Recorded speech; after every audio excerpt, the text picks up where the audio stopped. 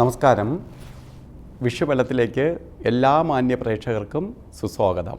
1199 ആണ്ട് മേടമാസം 1-ാം തീയതി 2024 ഏപ്രിൽ മാസം 14-ാം തീയതി തൊട്ട് ഒരു വർഷക്കാലം, അതായത് മീനമാസം വരെ വരുന്ന കാലഘട്ടമാണ് വിഷുബലം.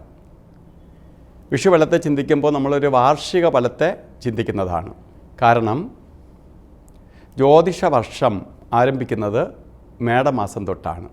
മലയാള മാസം ആരംഭിക്കുന്നത് ചിങ്ങമാസം തൊട്ടാണ്. അതുപോലെ ഇംഗ്ലീഷ് വർഷം ആരംഭിക്കുന്നത് ജനുവരി തൊട്ടാണ്. ഇപ്പോൾ ജ്യോതിഷ വർഷത്തിന് വളരെ പ്രാധാന്യമുണ്ട്. കാരണം സൂര്യൻ ഉച്ചരാശിയിലേക്ക് പ്രവേശിക്കുന്ന കാലഘട്ടമാണ്. ഇപ്പോൾ വർഷാരംഭം സൂര്യനെ ആസ്പദമാക്കിയാണ് സോളാർ സിസ്റ്റം തന്നെ നിലനിൽക്കുന്നത്.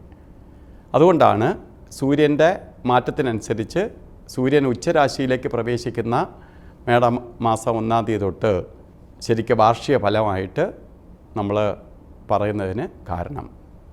അപ്പോൾ 12 രാശിയിലുള്ളവർക്ക് വിഷുഫലം എങ്ങനെയാണ്? വിഷുഫലത്തിന് വളരെ പ്രാധാന്യം ആചാര്യന്മാർ കൽപ്പിച്ചിട്ടുണ്ട്.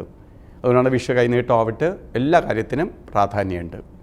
കുംഭം രാശി അവിട്ട നക്ഷത്രത്തിൻ്റെ പകുതി ഭാഗം, രണ്ടാമത്തെ പകുതി ചതയം, പൂരുരുട്ടാതി നക്ഷത്രത്തിൻ്റെ ആദ്യത്തെ 45 നാഴിക, ആദ്യ 3/4 ഭാഗവും ചേരുന്ന 2.25 നക്ഷത്രങ്ങളാണ് കുംഭരാശിയിൽ വന്നു ചേരണേ. കുംഭക്കൂറുകാർക്ക് ശരിക്ക് പറഞ്ഞാൽ കഴിഞ്ഞ വിഷുഫലം നമ്മൾ ചിന്തിച്ചപ്പോൾ വളരെ ദോഷപ്രദമായിരുന്നു. ജന്മത്തിൽ ശനി നിന്നു, വ്യാഴം 3-ലേക്ക് പോയി, അതെല്ലാം മാറി ഇതാ വ്യാഴഭഗവാൻ 4-ലേക്ക് വന്നിരിക്കുകയാണ്. ജന്മത്തിൽ ശനിയുണ്ട് എങ്കിൽ പോലും ശനിയുടെ കാഠിന്യം കുറഞ്ഞു. 7 വർഷക്കാലം നീണ്ടു നിൽക്കുന്ന 7 ശനി ഉണ്ടായിരുന്നത് ശരിക്ക് 4 വർഷവും പിന്നിട്ടു. അപ്പോൾ ശനിയുടെ ശക്തിയും ക്ഷയിച്ചിരിക്കുന്ന സമയമാണ്. നമുക്ക് 4-ലേക്ക് വ്യാഴം വന്നിരിക്കുകയാണ്.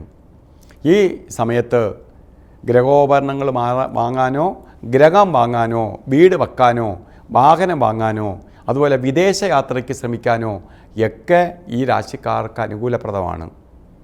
വിദേശത്ത് ജോലി ചെയ്യുന്നവരാണെങ്കിൽ മൈഗ്രേറ്റ് ചെയ്ത് മറ്റേതെങ്കിലും രാജ്യങ്ങളിലേക്ക് പോകാൻ ഈ സമയം നിങ്ങൾക്ക് വളരെ ഭാഗ്യദായകമാണ്. അതുപോലെ വീട്ടിനകത്ത് കുറച്ച് സന്തോഷപ്രദമായ അവസ്ഥകളുണ്ടാവും. മറ്റേ സന്തോഷമില്ല.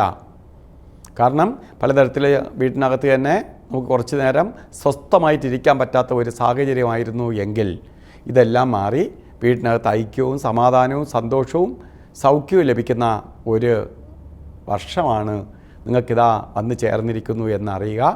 അപ്പോൾ നിങ്ങൾക്ക് കുംഭരാശിക്കാർക്കും വളരെ ദോഷപ്രദമായിട്ടുള്ള ഒരു വിഷുഫലം അല്ല.